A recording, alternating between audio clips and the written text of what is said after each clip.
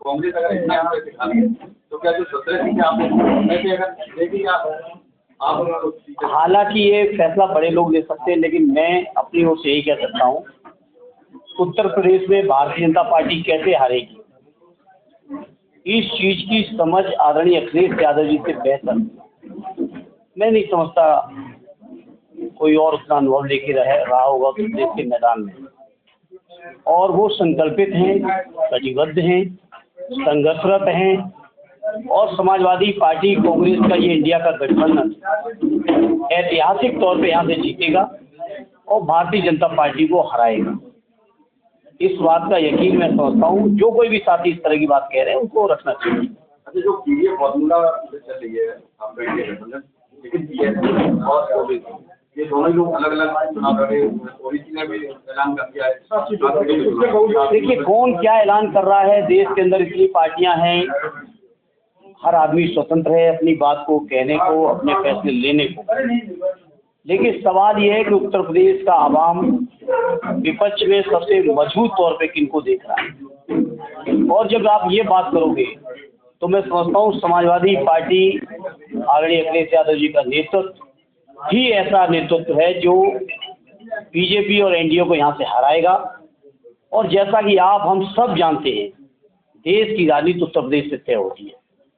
उत्तर प्रदेश की जीत ही देश के रास्ते को तय कर देती है।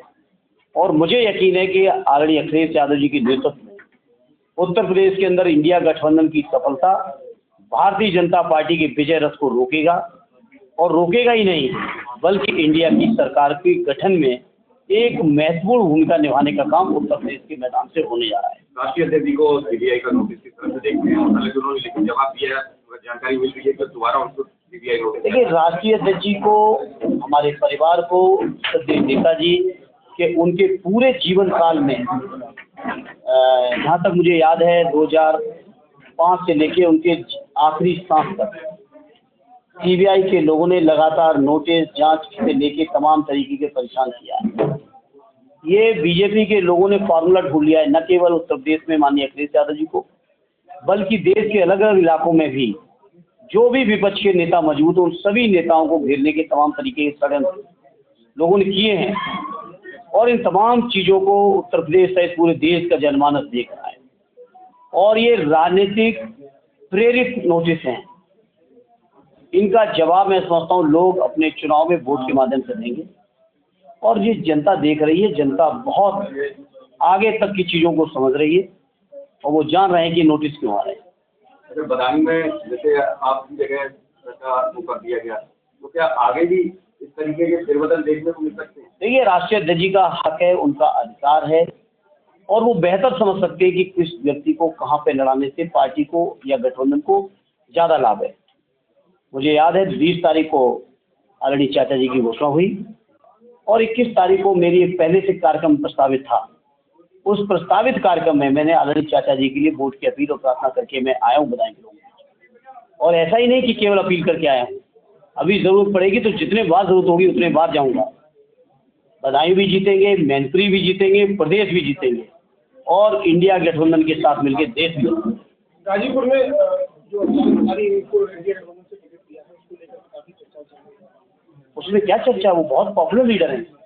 आप उनकी प्रोफाइल देखिए, अगर मुझे सही याद है तो वो कम्युनिस्ट पार्टी से एमएलए हुए, वो निर्दलीय एमएलए हुए, वो समाजवादी पार्टी से एमएलए हुए, वो पहले भी समाजवादी पार्टी से सांसद हुए, वो गठबंधन में बहुजन समाज पार्टी से भी सांसद हुए, और आने वाले चुनाव में भी वो गाजीपुर की जनता का आशीर्वाद और दुआएं लेके देश की संसद में पहुंचेंगे और माननीय अखिलेश यादव जी के हाथों को मजबूत करेंगे। जी, मनोज पांडे बहुत अब उनकी जगह कौन उनकी विरासत संभालेगा? देखिए, संभल के लोग और पार्टी के राष्ट्रीय अध्यक्ष तय करेंगे। ये तय करने का हक अधिकार मुझे नहीं है। और पत्रकार मित्रों, मैं आपसे कहूँगा थोड़ा आप लोग भी संवेदनशील बनिए। अभी परसों ही मैं समझता हूँ वर्ष साहब की मृत्यु हुई है और आज आप ये सवाल कर रहे हैं। मैं आपसे इतनी संवेदनहीनता की अपेक्षा नहीं करता हूँ। मैं उम्मीद करता हूँ राजनीति से बहुत उठकर मानवीय चीज़ें, मानवीय मर्यादाएं, परंपराएं, उनका अनुसरण हम सबको करना चाहिए और आपको भी करना चाहिए। नहीं, उन्हीं की तरफ से कुछ चीजें आ रही हैं जो उनके पोते हैं, जो विधायक हैं उनको- सवाल वो नहीं है, मैं कह रहा हूँ संभल के लोग तय करेंगे, राष्ट्रीय अध्यक्ष जी तय करेंगे, उनके पोते साथी जिया हमारे भाई हैं, विधायक हैं, वो क्या तय होगा ये पार्टी तय करेगी, लेकिन कुछ संवेदनशील बनिए। सांसद जी लगातार अभी कल ही उनका तीजा हुआ। सांसद जी लगातार समाजवादी पार्टी के कार्यकर्ता, कई ऐसे नेता हैं जो सपा को छोड़ के बीजेपी के दामन थाम रहे हैं, इसका क्या माना जाए, कैसे? इसके बारे में कल राष्ट्रीय अध्यक्ष ने लखनऊ में आप सब मीडिया के साथियों के बीच कह दिया, उसको क्या दोहराना। आप कहाँ से चुनाव लड़ने वाले हैं?